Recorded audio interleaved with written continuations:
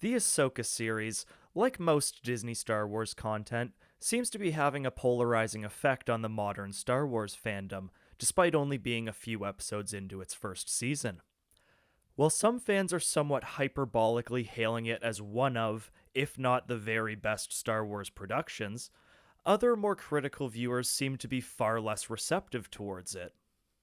The figurative line in the sand between these two groups of fans seems to boil down to a nowadays very common recurring debate between the importance of quality writing and direction through an overall well executed production versus simply drowning the audience in an endless sea of nostalgic froth. There will always be fans that care less about the overall quality of the show and are satisfied with simply seeing their beloved characters return in a new story, or at least a somewhat original story that's still chock full of Easter eggs and references to previous canonical events. And there's really nothing wrong with this, as the viewing of a TV show or movie is an entirely personal experience, and there's no reason why somebody shouldn't be able to get subjective enjoyment out of it. But there are also fans who value the overall quality of execution of the show far more than it simply tipping its cap to other content that has predated it.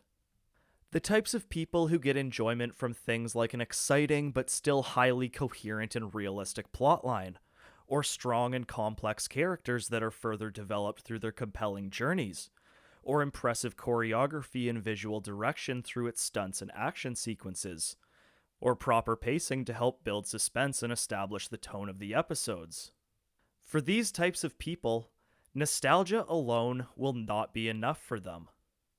Furthermore, in the case of the Ahsoka series, there's a significant portion of the audience which hasn't seen or is entirely unaware of the existence of the Clone Wars and Rebels series, which serve as its predecessors.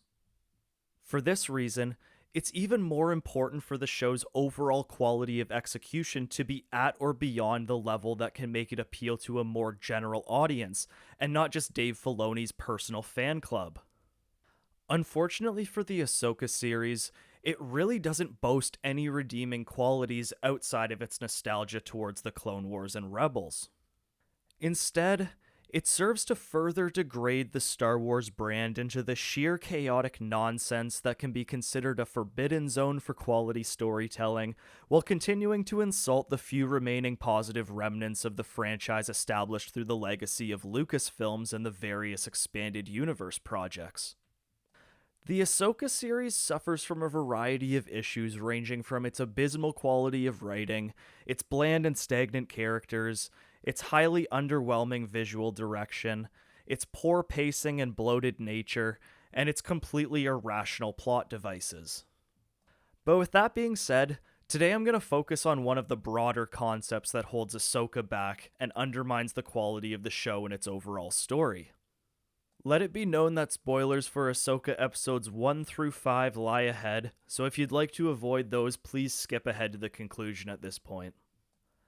The bottom line with the Ahsoka series is that it simply does not respect the intelligence of its viewers. In the Ahsoka series, it is essentially a mandatory requirement for the viewer to entirely disable their logical reasoning or critical thinking abilities if they're looking to get any enjoyment out of the show. Anything otherwise is simply detrimental to the experience, and most of the time spent watching the series will be dedicated to trying to make sense of the various nonsensical plot developments and character interactions. For example, in the initial episode alone, there's a sequence where Ahsoka is fighting off a group of assassin droids who, in defeat, activate their self-destruct mechanisms as a last resort.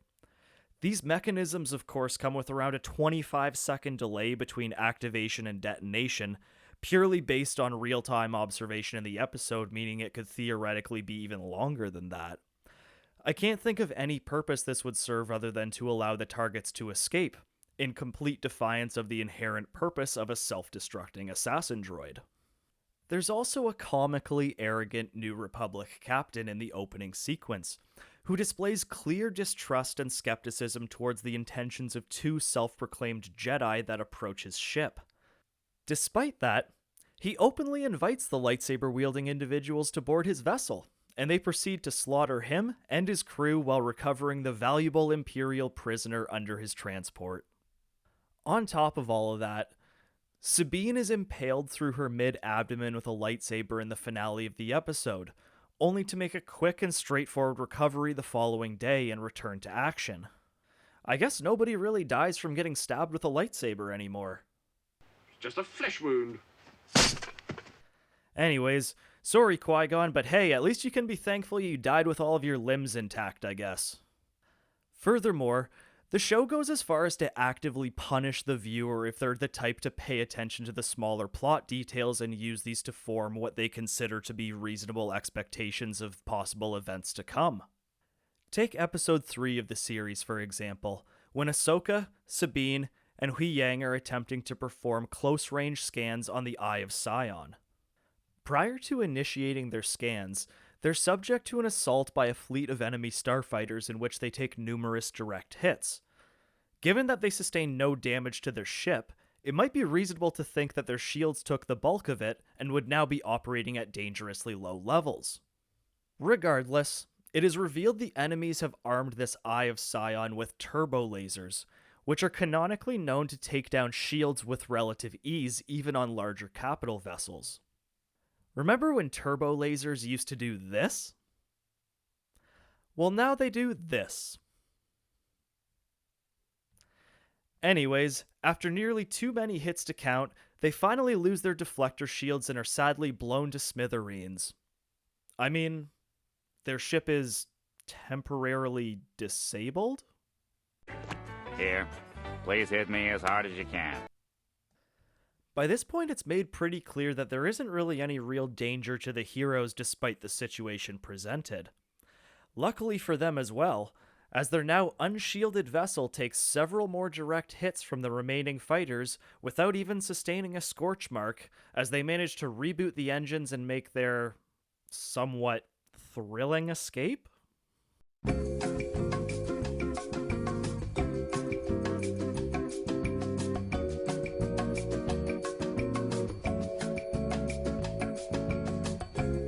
So just 3 episodes into this exciting new Star Wars series, the plot has now established that lightsabers no longer kill people and starfighters are no longer destroyed in battle, at least for the protagonists, so to speak. Don't hold back. The 4th episode of the show continues to present some interesting situations, one being the Rock'em Sock'em robot-style confrontation between Hui Yang and the enemy assassin droid. Given that the assassin droid is sent with the purpose of preventing Ahsoka and Sabine from interrupting the enemy's plans, this scene begs a few different questions. Why does the assassin droid initiate a ridiculous physical confrontation with another droid, with each of them repeatedly hitting each other in the face despite neither of them being capable of feeling pain? Why is this particular assassin droid unarmed given the variety of weapons that the other ones have utilized throughout the series? How did Ahsoka and Sabine not hear Hui Yang being repeatedly slammed into the hull of their ship? And above all else, if these assassin droids have self-destruct capabilities, why wouldn't it just detonate itself to wipe everyone out? In this case, even if the heroes managed to survive the blast, their ship would be catastrophically damaged to the point where they would not be able to pursue the enemy. A little bit of consistency in the writing shouldn't be too much to ask for, right? Especially in a show developed by the creative, ingenious mind of Dave Filoni. Furthermore, why did the enemy wait until the Eye of Sion was finished construction before they started downloading the map coordinates for their destination? They could have done that proactively while construction was wrapping up and then have been ready to leave right away. They've been in possession of the map since the end of the first episode, for fuck's sakes. Anyways, I'd also like to give a special shout out to Carson Teva, who appears to be the only notable starfighter pilot in the entire New Republic fleet given his recurring appearances over the course of the different Disney Star Wars series.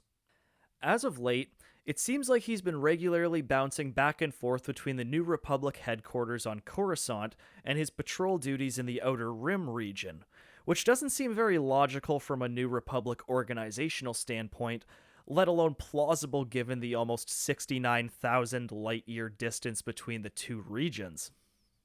This is supposed to be an immense galaxy, right? Not a small town grocery store where you can't avoid running into your coworkers regardless of how quickly and inconspicuously you grab what you need.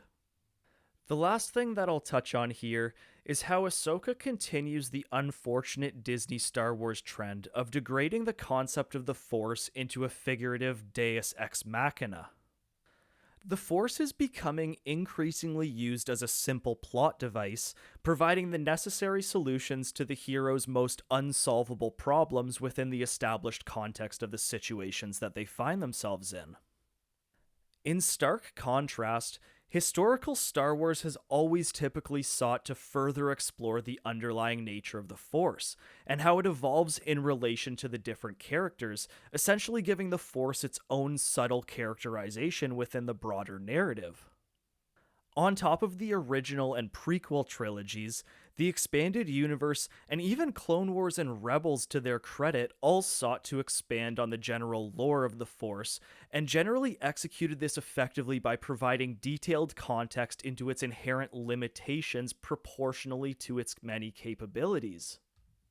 Through careful writing that allows the viewer to gradually learn and better understand the complex nature of the Force, but without eliminating its shroud of mystery, it engages them in a fascinating and captivating journey while also providing them a more familiar perspective into the actions of the Force wielding characters. To the credit of the Ahsoka series, the Force isn't always portrayed in an entirely implausible manner, but the narrative could benefit from a bit more context into how or why it can be used in these different ways. For example, in Episode 5, when Ahsoka simply holds the broken map that Sabine was holding hours before in order to listen to a replay of the past conversation that Sabine had had with the antagonist. One eternity later.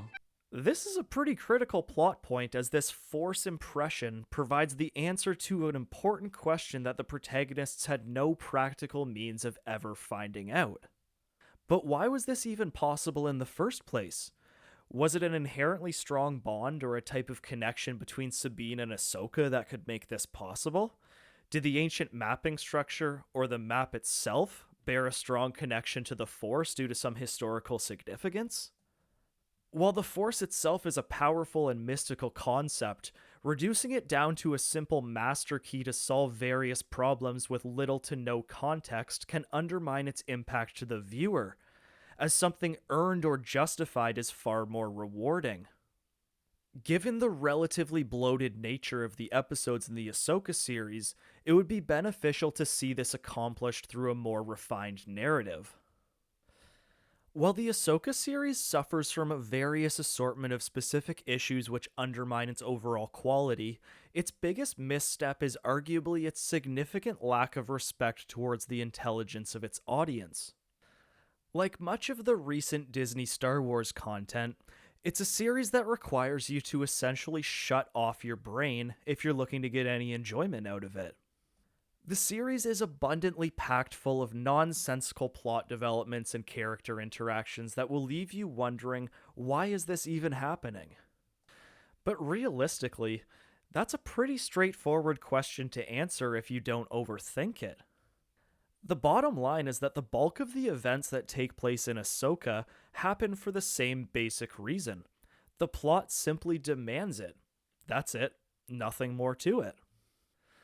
There is little to no incentive to pay close attention to the lesser details of the story, given that the bulk of the events simply just happen with no logical explanation. Furthermore, given the lack of attention to detail in its writing, it's arguably more detrimental to the viewing experience if you do pay closer attention, as it becomes increasingly clear how radically inconsistent the overall narrative is. Star Wars itself is a fantastical concept, but it's at its best when it's written and presented with a sufficient level of attention to detail in order to remain grounded and inherently coherent. It is in this form that it is most rewarding to the audience, as it provides the level of escapism sought from an epic sci-fi fantasy tale, but still remaining tangible, believable, and relatable. The Ahsoka series, however, is essentially the antithesis of this. It unfortunately continues the Disney Star Wars trend of catering to a very specific subset of fans while becoming increasingly incoherent and spamming nostalgia bait to overcompensate for its significant shortcomings. Even for myself as a lifelong Star Wars fan and even a Clone Wars and Rebels enjoyer, I found the sheer magnitude of Ahsoka's disrespect for its viewers, on top of its other various issues, significantly outweighed any positive aspects of the show. Whether you are a hardcore Star Wars fan, a more casual viewer, or somebody completely new to the franchise altogether, I'm sure that one thing we all have in common as human beings is that we generally don't enjoy being treated like complete fucking morons. But while the Disney executives sit around with their thumbs up their own asses and wonder why more and more people are becoming increasingly disillusioned with Star Wars in its entirety, I guess we're at least left with some member berries to nibble on. Yeah, remember Alex? Remember? If you enjoyed the video, feel free to like, subscribe, or comment with your thoughts, but regardless, thank you for watching, and I'll see you next time.